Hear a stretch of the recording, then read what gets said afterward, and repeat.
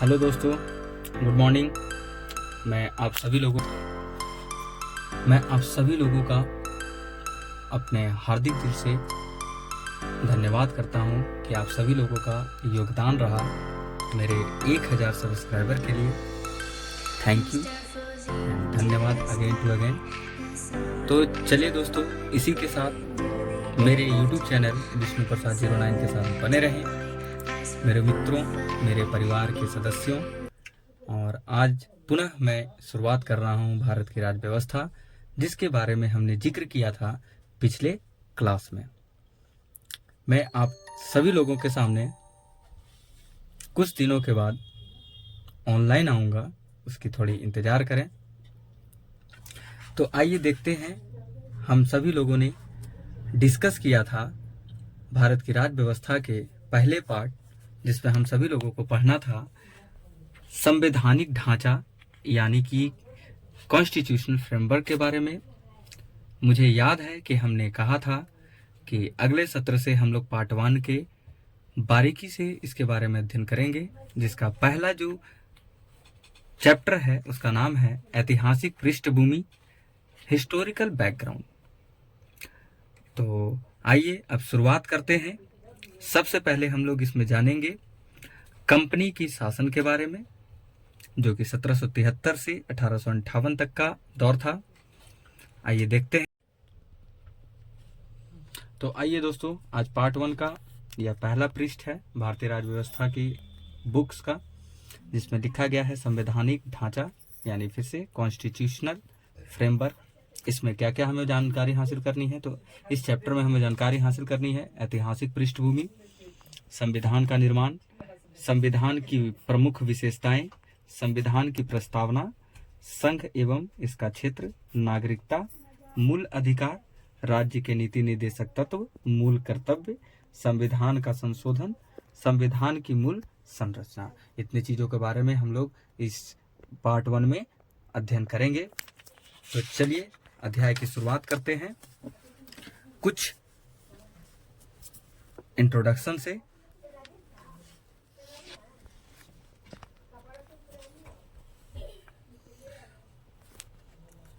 ये देखिए, पहले लाइन में इन्होंने बोला है भारत में ब्रिटिश 1608 ईस्वी में ईस्ट इंडिया कंपनी के रूप में व्यापार करने आए। देखिए क्या इन्होंने कहा है कि भारत में जो ब्रिटिश जो आए थे, कब आए थे, तो आए थे ये 1608 ईस्वी में आए थे, ठीक है।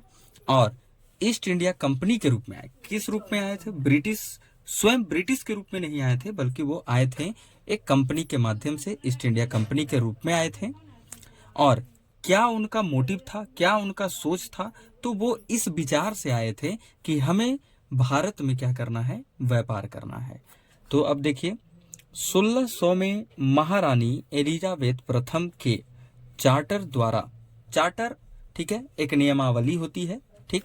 तो 1600 ईस्वी में महारानी एलिजाबेथ कौन थी? 1600 ईस्वी में तो महारानी एलिजाबेथ प्रथम थी। इनके चार्टर द्वारा उन्हें भारत में व्यापार करने के विस्तृत अधिकार प्राप्त थे। यानी कि भारत में अगर आपसे कोई पूछ दे कि अंग्रेजों को व्यापार करने का जो अधिकार दिया गया वो किनके द्वारा दिया गया, तो वो दिया गया अधिकार जो था वो महारानी एलिजाबेथ प्रथम के द्वारा 1600 में इनको मिल चुका था। और कब ये प्रवेश किए ईस्ट इंडिया कंपनी? 1608 में, ठीक है। कंपनी जो अभी तक सिर्फ व्यापारिक कार्यों तक ही सीमित थी, उसने 1765 में बंगाल, बिहार और उड़ीसा के दीवानी, ठीक है, अर्थात राजस्व एवं दीवानी न्याय के अधिकार प्राप्त कर लिए। देखिए क्या कहा है इन्होंने, कहा कि जो कंपनी है, कंपनी कौन थी? तो ईस्ट इंडिया कंपनी थी, जो अभी तक सिर्फ क्या कर रही थी, व्यापार कार्य तक ही सीमित थे। यानी कि भारत में सिर्फ व्यापार का उनका मंशा था। लेकिन 1765 में बंगाल, बिहार और उड़ीसा का उनको क्या मिल गया? दीवानी प्राप्त हो गया। दीवानी के तहत होता क्या है? तो दीवानी होता है, उसके तहत हमें राजस्व यानी जिसको आप रेवेन्यू बोलते हैं, सरकार जो टैक्स के रूप में लेती है, ठीक है, एवं दीवानी न्याय का अधिकार मिल गया। किनको मिल गया ये अधिकार? जो कंपनी थी उनको। कब मिला? तो 1765 में। ठीक है। इसके तहत भारत में उसके क्षेत्रीय शक्ति बनने की प्रक्रिया प्रारंभ हुई। अब जब जैसे ही अंग्रेजों को 1765 में बंगाल, बिहार और उड़ीसा के ऊपर दीवानी मिल गया, तब जाकर के भारत में उनका क्या होने लगा? क्षेत्रीय शक्ति शुरू हुई। किनका? अंग्रेजों का। ठीक है। 1858 में सिपाही विद्रोह होता है। ठीक है। इसके परिणाम स्वरूप ब्रिटिश ताज क्राउन ने भारत के शासन का उत्तरदायित्व प्रत्यक्ष अपने हाथों में ले लिया। अब देखो, जो आप 1857 की क्रांति को पढ़ते हैं उसी के बारे में बोला गया है कि जब 1858 में सिपाही विद्रोह का जब रिजल्ट आया, ठीक, ऐसे तो 1857 में शुरू हुई थी क्रांति, ठीक है, लेकिन रिजल्ट उसका कब निकल करके आया? 1858 में आया। तब उस जब रिजल्ट आया तो उसके बाद यानी कि 1857 तक, यानी 1857 के युद्ध शुरू होने से पूर्व तक क्या था? सारी शक्तियां किनके हाथों में थी? तो सारी शक्तियां ईस्ट इंडिया कंपनी के हाथों में थी।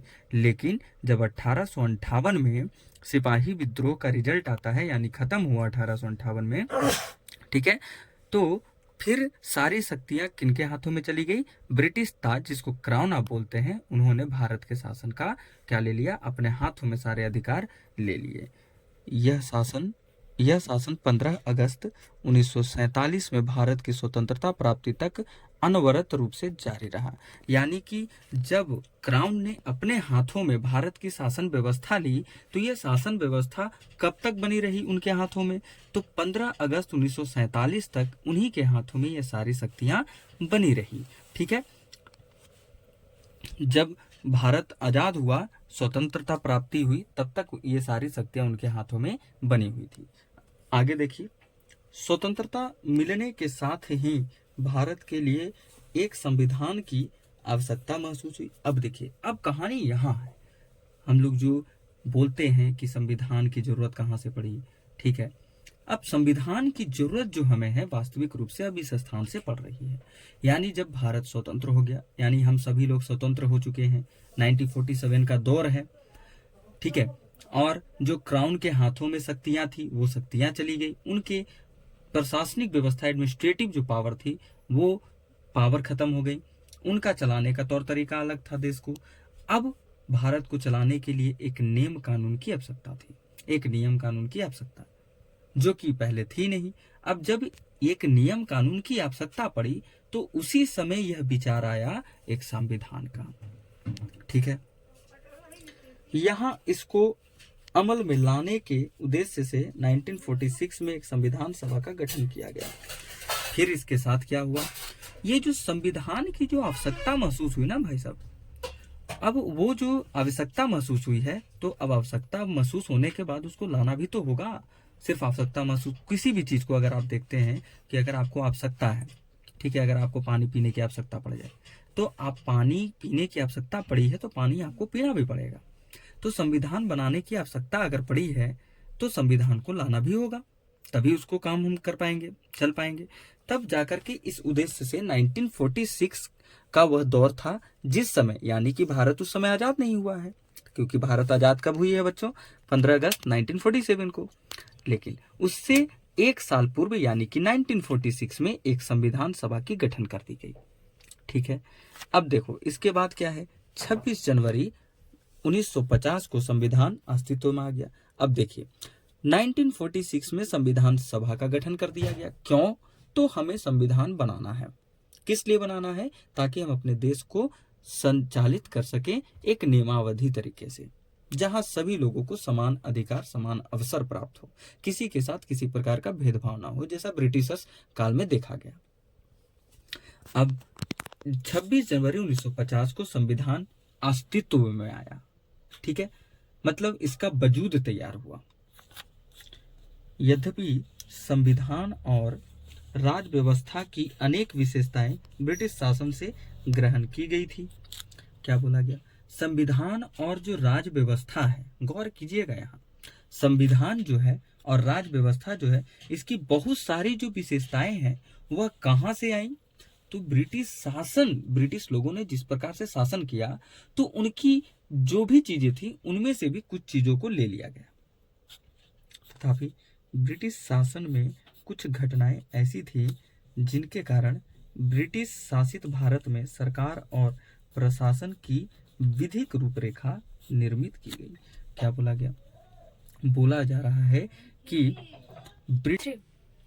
तो देखिए, ब्रिटिश शासन में कुछ घटनाएं ऐसी थी, यानी कि ब्रिटिश शासन के काल के दौरान कुछ घटनाएं, ठीक है, इवेंट्स ऐसी हुई थी जिनके कारण ब्रिटिश शासित भारत में सरकार और प्रशासन की जो विधिक रूपरेखा निर्मित की गई। इन घटनाओं ने हमारे संविधान और राजतंत्र पर गहरा प्रभाव छोड़ा। अब ये जो घटनाएं थे, यानी कि ब्रिटिश काल के दौरान जो भी घटनाएं घट रही थी, इसका हमारे संविधान और राजतंत्र पर बहुत ही गहरा प्रभाव पड़ा। उनके बारे में विस्तृत व्याख्या 2 शीर्षकों के अंतर्गत काल क्रमबद्ध के रूप से यहाँ दी गई है। यानी कि उनके बारे में जानकारी, कौन कौन सी घटनाएं घटी, क्या क्या चीजें आई, उसके बारे में जानकारी जो है वो 2 काल क्रमबद्ध रूप से यहाँ दी गई है। जैसे पहला जो है आपका कंपनी का शासन दिया गया, कब से कब तक? 1773 से 1858। दूसरा दिया गया सम्राट का शासन 1858 से 1947। अब आइए अब हम लोग कंपनी के शासन से शुरुआत करते हैं। कंपनी का शासन कब से कब तक हुआ है? तो 1773 से 1858 तक कंपनी का शासन हुआ है, जिसके तहत हम लोग जानने जा रहे हैं पहला क्या? 1773 का रेगुलेटिंग एक्ट। यानी कि रेगुलेटिंग एक्ट आया कब? तो 1773 में। तो चलिए जानते हैं कि रेगुलेटिंग एक्ट के अंतर्गत क्या क्या बातें की गई थी। आइए देखिए, इस अधिनियम का अत्यधिक संवैधानिक महत्व था। कहा गया है कि यह जो रेगुलेटिंग एक्ट था, ये बहुत ही महत्वपूर्ण एक्ट था। ठीक है, यह था भारत में ईस्ट इंडिया कंपनी के कार्यों को नियमित और नियंत्रित करने की दिशा में ब्रिटिश सरकार द्वारा उठाया गया यह पहला कदम था। क्या बोला गया अ में? कि भारत में जो ईस्ट इंडिया कंपनी के जो काम थे उसको नियमित और नियंत्रित करने की दिशा में ब्रिटिश सरकार के द्वारा उठाया गया यह पहला कदम था। कौन सा कदम था? तो 1773 का रेगुलेटिंग एक्ट। आइए अब देखते हैं ब में।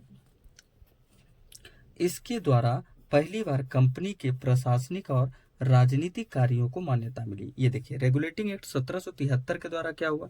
यह तो पहला एक चीज क्या था कि भारत में जो ईस्ट इंडिया कंपनी काम कैसे करेगा, उसको संचालित कैसे करना है, उसके बारे में यह पहला कदम ब्रिटिश सरकार के द्वारा उठाया गया। दूसरा काम क्या था? तो इसके द्वारा कंपनी के जो एडमिनिस्ट्रेटिव व्यवस्था है और जो पॉलिटिकल काम है उसको मान्यता मिली। फिर क्या है? इसके द्वारा भारत में केंद्रीय प्रशासन की नींव रखी गई।